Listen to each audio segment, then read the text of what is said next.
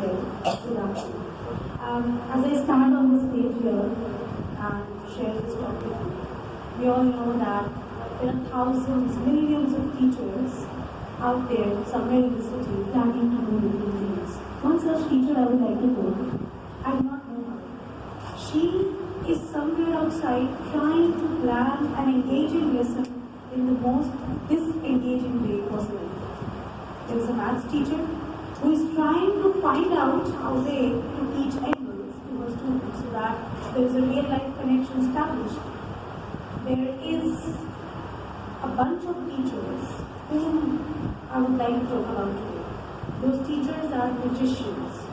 They teach, they disseminate, they transfer information in such a beautiful, appealing, magical way that the students are sitting on their seats, grabbing the edge of their seats, waiting for every word to spill out of their mouths so that they can say it. Such teachers are magicians. What do magicians do? What do magicians do? Can anybody here tell me? They change things. Things are actually not changed, but we as audience feel Illusions. that there is a change. Illusions are created. I mean, those illusions you believe that this is happening right now.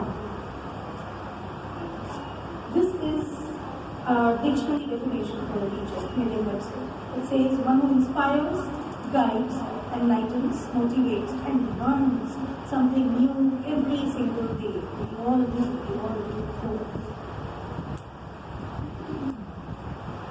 When I started teaching in the year 2011, I was matriculated only at that moment. I got married really early, and then I started completing my education after I was a teacher. That's sad in our society. I was a teacher when I had recently passed out my matriculation. At that time, I believed that teaching is a duty, a 7 to 2 duty, a recess duty, an assembly duty, invigilation duty, examination paper setting duty, dropping the children to the gate duty, contacting the parents duty, and therefore I thought that teaching is teaching.